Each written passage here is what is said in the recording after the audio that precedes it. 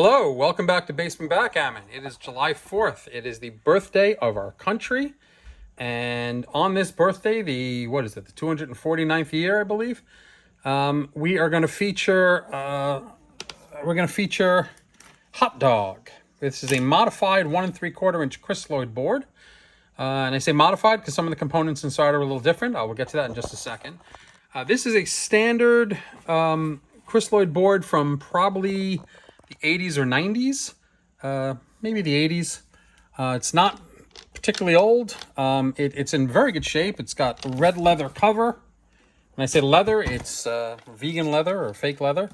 It's got a handle of the same material that's in great shape. It's got standard latches, and it's got recessed hinges, which I love, because you can stand your board up without too much of a problem. So the outside is your standard vintage Crisloid. Inside, however, it is ablaze with color. This is like I said, a modified board. The field is original to the board.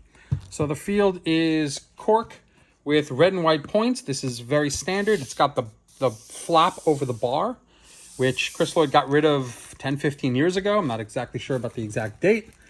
Some stuff from previous video. Excuse me. I have to put that back on the board. Yeah. Okay, good. Now it's laying flat. So, yeah, Crisloid got rid of this, but you can see the bar is fairly flat.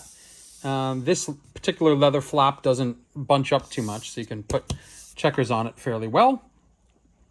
And how did it get modified? When I bought this board, I just bought the case. And I do this sometimes. I buy just the case for a cheap price, and then I replace the components that are inside of it, if there are any at all, because I want to theme the board. In this case, I wanted to theme the board as a July 4th board, and I call it Hot Dog because I'm using colors that would indicate a July 4th barbecue. If you're not from the United States, it's very common in the United States on July 4th, because it's the summer, to do outdoor barbecues, to have hot dogs and hamburgers and fireworks and celebrate the birth of the country. That this is our anniversary of our independence, of when we declared independence.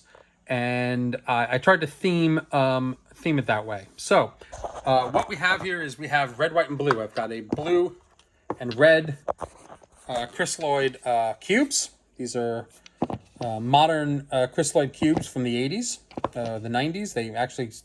They were doing these cubes all the way until fairly recently. I think you might even still be able to get some of these cubes. And I really like these cubes. These are the cubes that I learned on. My first Crisloid that I bought in 2006-ish had a cube. In fact, it was almost exactly this blue cube. And I like these. They're just a 30 millimeter, great format, great size, 1 1/4 inch, very readable numbers, rounded edges. So not square, rounded edges. Makes it easier to turn the cube. Also makes rounded edges make it easier for the cube to tumble. But that's a whole different story.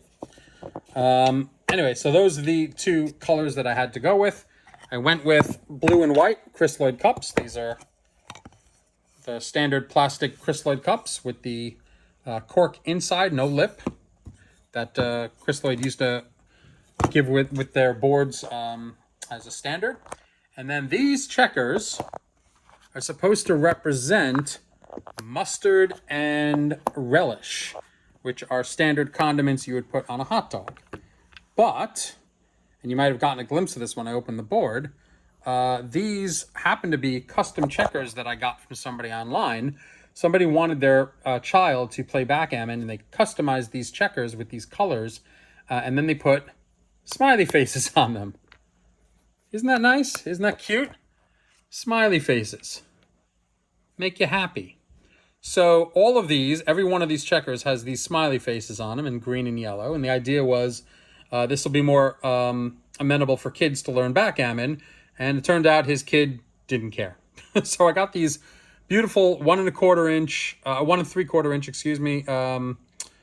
Crisloid modern checkers in yellow and green, which are colors that are not typically associated with Crisloid, but they made these colors custom for this guy. To me, they represent mustard and relish with happy faces. So this is my July 4th board. And let's take a look at what it looks like when we put all of the happy faces down the way they're supposed to be. Such a happy board. So many happy memories on this board.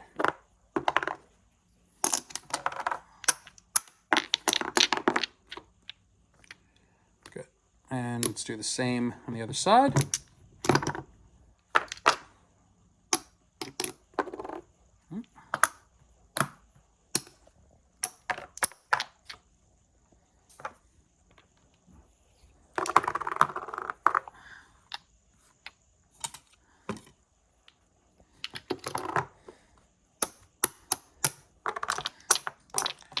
If you want to play a game of backgammon, in my opinion, you cannot go wrong with the Crisloid board. You just can't.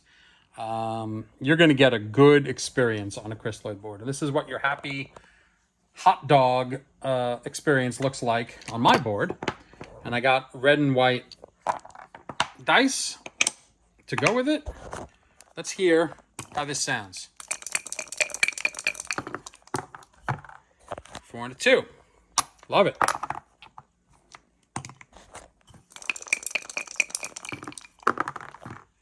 5 and a 1. Let's go crazy. Let's bring this one down.